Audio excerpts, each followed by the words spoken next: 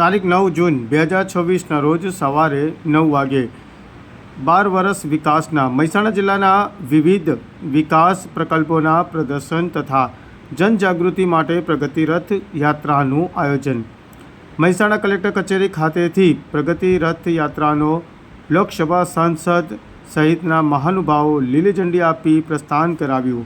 મહેસાણા જિલ્લાના લોકપ્રતિનિધિઓ અને વિદ્યાર્થીઓ, પ્રતિષ્ઠિત વ્યક્તિઓ અને સમાજના વિવિધ વર્ગો વિકાસની પ્રક્રિયામાં જોડાયેલ તે માટેના સરકારના વિવિધ વિભાગોના શ્રેષ્ઠ પ્રોજેક્ટ, વિકાસલક્ષી કાર્યો, પ્રવાસન સ્થળો, યાત્રાધામો અને શૈક્ષણિક સંસ્થાઓ, સહકારી પ્રવૃત્તિઓ અને લોક ભાગીદારી આધારિત વિકાસ મોડેલોના પ્રદર્શન તથા જનજાગૃતિ માટે મહેસાણા જિલ્લા પ્રગતિ રથ યાત્રાનું આયોજન કરવામાં આવ્યું છે। મહેસાણા કલેક્ટર કચેરી ખાતેથી આ પ્રગતિ રથ યાત્રાને લોકસભા સાંસદ હરિભાઈ પટેલ, મહેસાણા મહાનગરપાલિકાના મેયર સોનલબેન ઓઝા, ઊંઝા ધારાસભ્ય કિરીટભાઈ પટેલ, અગ્રણીઓ, મહાનુભાવો મોટી સંખ્યામાં ઉપસ્થિત રહ્યા હતા। આપણા યશસ્વી વડાપ્રધાન માનનીય નરેન્દ્રભાઈ મોદી સાહેબના નેતૃત્વમાં 12 વર્ષનું શાસન ગૌરવભર્યું આપણું આ દેશનો વિકાસ, દેશના તમામ રાજ્યોનો વિકાસ થઈ રહ્યો ત્યારે ગુજરાતનો પણ વિકાસ થઈ રહ્યો છે।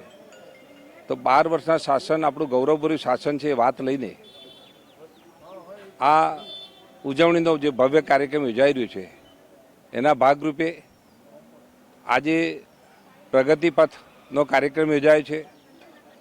જે વિકાસના કામો થયા હોય એની મુલાકાતનો આ જે કાર્યક્રમ છે આજે મહેસાણાથી લીલી ઝંડી આપીને અહીંથી આ યાત્રા રવાના કરવામાં આવી છે।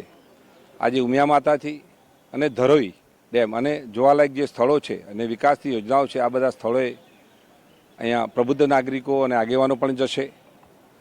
એ પ્રમાણે 3 દિવસનો આ કાર્યક્રમ છે। તો આ મહેસાણા જિલ્લામાં 3 દિવસના રૂટ છે।